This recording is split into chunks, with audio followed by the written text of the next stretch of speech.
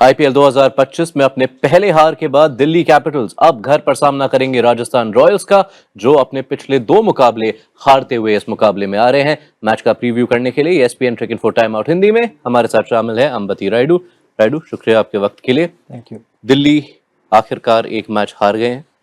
ज्यादा सेटबैक तो नहीं होना चाहिए क्योंकि आपने 4 मैच जीते हैं 5 में से, लेकिन क्या लर्निंग्स लेंगे वो उस कोटला में मिली हार से? बिल्कुल लर्निंग्स तो लेना ही पड़ेगा क्योंकि मिडिल ऑर्डर बल्लेबाज इतना खास नहीं रहा उनका, और कंडीशंस को भी मुझे लगता है कि थोड़ा मिसरीड किए कि ड्यू आया था, फिर भी स्पिन के खिलाफ थोड़ा बल्लेबाजी और जो हिसाब से शॉट लगा रहे थे, थोड़ा अक्रॉस द लाइन शॉट ज़्यादा लगाए। तो मुझे लगता है कि दिल्ली जैसा ग्राउंड में थोड़ा सीधा मारना चाहिए, तो ये थोड़ा लर्निंग रहेगा बल्लेबाजी में। और गेंदबाजी में भी बहुत ज़्यादा पेस दिए थे उस गेम में, स्पेशली मुकेश का जो बॉलिंग था, और दूसरे फास्ट बॉलर भी ज़्यादा स्लोअर बॉल का इस्तेमाल नहीं किए, बल्कि करना चाहिए था क्योंकि स्टार्टिंग में ही स्टार्क ने एक रोहित शर्मा को स्लोअर बॉल की थी, वो एकदम पढ़ के फिर घूम के रोहित बीट हुए थे, तो इतना आसान नहीं था, but they went back to pace, तो थोड़ा सरप्राइजिंग था। शायद ये पूरे लर्निंग्स लेके अगले गेम में उतरेंगे। चलिए इन दोनों पहलुओं पर ध्यान देते हैं। सबसे पहले बल्लेबाजी में उम्मीद तो यही करेंगे दिल्ली की फाफ डुप्लेसी वापस आए, उनके अनुभव का कोई रिप्लेसमेंट नहीं। पर अगर वो आते हैं, क्या अब जेक फ्रेजर मगक को बाहर जाना पड़ेगा? बिल्कुल जाना पड़ेगा क्योंकि इससे ज़्यादा परसिस्ट आप किसी के साथ नहीं कर सकते हो, क्योंकि आपका सीज़न का स्टार्ट अच्छा रही है और you want to build on that strength. तो मुझे लगता है कि आगे जाके और बेहतर करना पड़ेगा टीम को। करुण नायर अच्छा फॉर्म में लग रहे, तो उनको 3 नंबर पे खिला सकते हैं। पोरेल को शायद लेफ्ट राइट कॉम्बिनेशन के तौर पे फाफ के साथ ओपन करवा सकते हैं, तो इनका ये बैटिंग भी थोड़ा सुधर जाएगा, ऑर्डर सुधर जाएगा और स्ट्रेंथ भी नज़र आएगा बैटिंग में। और अगर ये कॉम्बिनेशन के साथ वो जाते हैं तो आपके ओवरसीज हुए सिर्फ 3। तो एक विकल्प फिर आता है, क्योंकि आपने पेस बॉलिंग की भी जिक्र की। क्या दुष्मंता चमीरा को कहीं लाया जा सकता है मुकेश या मोहित के जगह?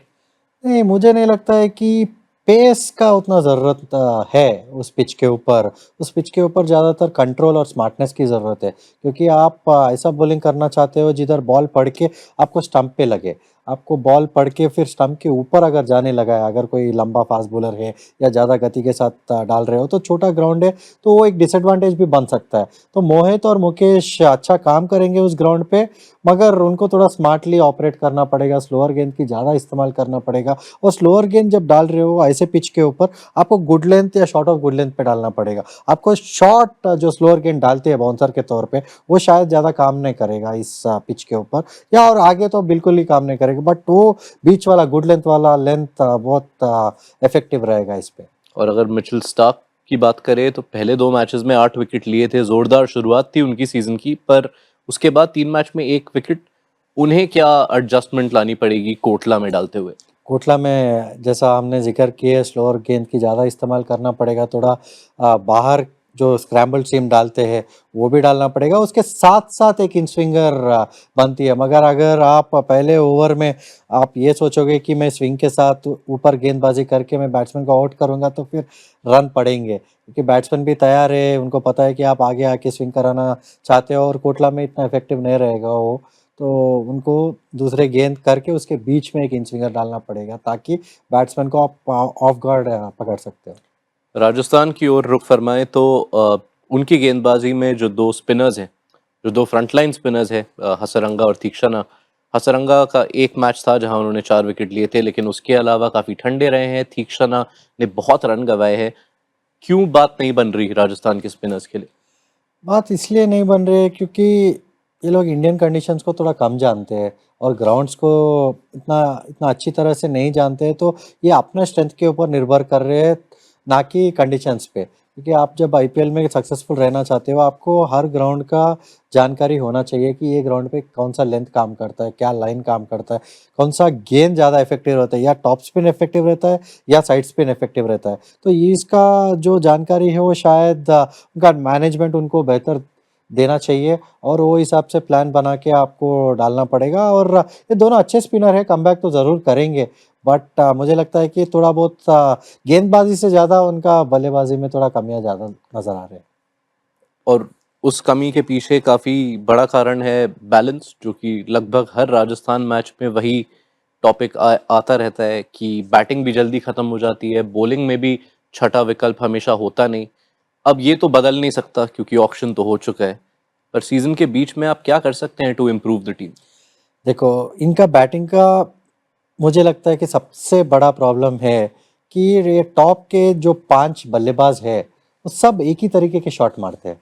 तो बॉलर को आपको एक सेट प्लान के साथ इनके खिलाफ जा सकते हो, क्योंकि इनके पास ऐसे नहीं है कि कॉम्प्लीमेंट्री बैटिंग नहीं है कि भाई एक आदमी शॉर्ट बॉल के खिलाफ अच्छा खेलता है तो एक गुड लेंथ पे गुड लेंथ के खिलाफ, एक स्लोअर बॉल के खिलाफ अच्छा मारता है, एक तेज बॉल के खिलाफ अच्छा मारता है, तो बॉलर के थोड़ा डिस्टर्ब होता है, तो उसमें लूज बॉल ज़्यादा मिलते हैं। बट आपके अगर बल्लेबाज एक ही तरीके के है, तो एक ही तरीके के शॉट मारते हैं, मतलब ये सामने मारते हैं या पिकअप पुल मारते हैं, तो हर बॉलर को पता है कि भाई इनके खिलाफ अगर आगे और ऊपर एकदम डालेंगे तो ये लोग फंसते हैं।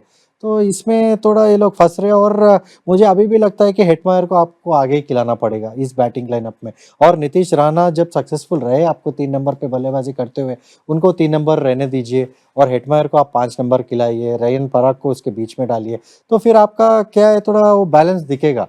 आप एकदम अभी थोड़ा एक्सपोज्ड बैटिंग लाइनअप नजर आ रहा है मुझे। जी, राजस्थान के बल्लेबाजी और उसके इर्द-गिर्द जो इश्यूज़ हैं, उस पर और गौर फरमाया है रायडू ने हमारे शो रणनीति में। लेकिन प्रीव्यू में जाते-जाते प्रेडिक्शन? प्रेडिक्शंस फिलहाल तो दिल्ली अच्छा मोमेंटम लेके चल रहा है, बट वो जो कंडीशंस है, जैसा हमने लास्ट गेम में उधर ग्राउंड पे भी देखे कि थोड़ा होस पड़ी थी, तो जो भी पहले बल्लेबाजी करेगा उनको थोड़ा डिसएडवांटेज तो रहेगा, बट दूसरे बल्लेबाजी में भी मतलब हमने देखे कि दिल्ली ने अच्छा नहीं खेला है, चेज हुँ, उनके हाथ में था मगर हार गए, बट दूसरे बल्लेबाजी करेंगे, जिस टीम करेगा उनको थोड़ा एडवांटेज रहेगा। मेरे हिसाब से ये गेम में दिल्ली थोड़ा आगे है। अच्छा, तो कोई क्लियर फेवरेट नहीं, लेकिन दिल्ली हाँ, दिल्ली थोड़ा आगे है, थोड़ी क्लियर आगे। फेवरेट तो नहीं बोल सकता हूँ मैं इस गेम ओके, में। थैंक यू रायडू थैंक आपके यू वक़्त सो के मच। लिए। तो ये सुन लिया आपने अंबती रायडू की राय, आपको क्या लगता है बताइए हमें कमेंट सेक्शन में।